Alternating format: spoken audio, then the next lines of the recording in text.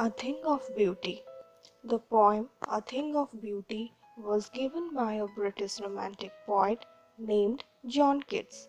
Although Keats is trained to be a surgeon, he decided to devote himself wholly to poetry. Keats' secret, his power to sway and delight the readers, lies primarily in his gift for perceiving the world and leaving his moods and aspirations in terms of language. A Thing of Beauty is an expert from his poem Endymion, a poetic romance. The poem is based on a Greek legend in which Endymion, a beautiful young satyr and poet who lived on Mount Latmos, had a vision of Cynthia, who was the moon goddess. The enchanted youth resolved to seek her out and so wandered away through the forest and down under the sea. A thing of beauty is a joy forever. Its loveliness increases, it will never pass into nothingness, but will keep a bower quiet for us, and a sleep full of sweet dreams and health and quiet breathing. Therefore, on every morrow are we raising a flowery band to bind us to the earth, despite of despondence of inhuman dearth of noble natures, of gloomy days, of all the unhealthy and o'erdarkened ways. Made for us searching, yes, in spite of all, some shape of beauty moves away the pall from our dark spirits. Such the sun, the moon, trees old and young, sprouting a shady boon for simple sheep, and such are daffodils, with the green world they live in, and clear rills, that for themselves a cooling covert make, gainst the hot season the mid forest break, rich with a sprinkling of fair musk rose blooms. And such too is the grandeur of tombs we have imagined for the mighty dead, all lovely tales that we have heard or read. An endless fountain of immortal drink pouring unto us from the heavens brink. A Thing of Beauty is a poem written by famous romantic poet John Keats. The poem tells us about how nature and its wonder mesmerize us and take away all the sorrow that surrounds us from time to time.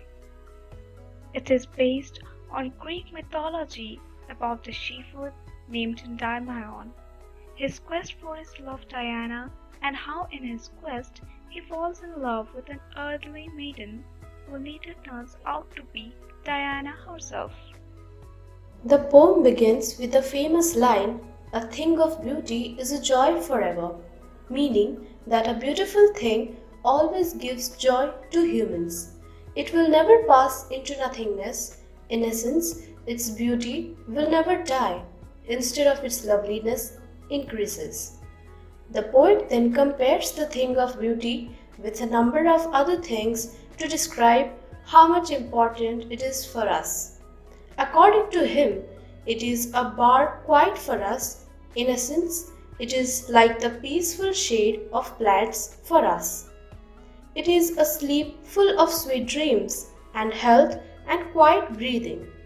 By comparing the thing of beauty by all these things, he wants to prove that it has a significant role to play in the life of human beings. When we wake up the next morning after a sound sleep, all the beautiful memories of our sweet dreams help us to strengthen our bond with earth. That is why the poet feels that every morning we prepare a wreath of flowers that binds us to earth more strongly. Hopelessness, sadness, and lack of noble ways are a part of human life. Life is full of trials and tribulations, lost faith and disappointments, which result from our own doings. We harm ourselves by following unhealthy and wicked paths, but in spite of all this, some wonderful sight of nature help us to shed sad and grim thoughts. They remove the veil of gloom, bringing about hope and optimism in our lives. The poet now goes on to list these objects of beauty.